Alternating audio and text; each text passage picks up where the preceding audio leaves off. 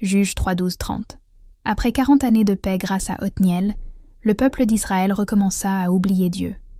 Ils firent de nouveau ce qui déplaît à l'Éternel. Juges 3, 12. Alors, Dieu permit qu'un nouveau roi ennemi les domine.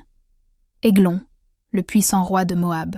Le roi Églon s'allia avec les Ammonites et les Amalécites pour attaquer Israël. Ensemble, ils conquirent la ville de Jéricho, appelée la ville des palmiers. Pendant 18 longues années, le peuple d'Israël vécut sous la main dure du roi Églon. Fatigués et désespérés, les Israélites crièrent à Dieu, « Seigneur, sauve-nous !» Et plein de compassion, Dieu leur envoya un sauveur, Éhud, de la tribu de Benjamin. Éhud était un homme particulier. Il était gaucher.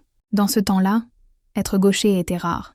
Mais Dieu avait un plan spécial pour lui. Un jour, Éhud fut choisi pour porter un tribut, un cadeau de argent et de produits, au roi Églon. Avant de partir, il fabriqua une petite épée à 2 tranchants, de la taille d'un avant-bras.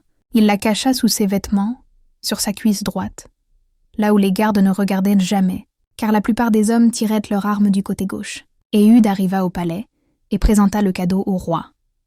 Églon était un roi très gros et très fier. Après avoir remis le tribut, Éhud lui dit calmement « Ô roi, j'ai un message secret pour toi. » Intrigué, Églon renvoya ses serviteurs. Dès qu'ils furent seuls, Éhud se approcha et dit « J'y ai un message de la part de Dieu pour toi. » Et soudain, de sa main gauche, il tira l'épée cachée et frappa le roi.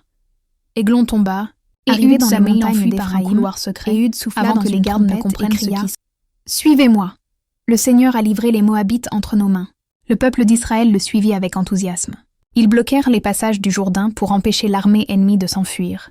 Et ils remportèrent une grande victoire ce jour-là, Juges 3, 28, 29. Grâce à Éhud, Dieu libéra de nouveau son peuple. Après cette victoire, il y eut 80 années de paix dans le pays.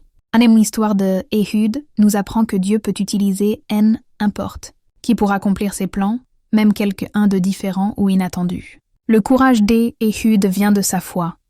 Il a cru que Dieu pouvait agir à travers lui, et Dieu l'a fait.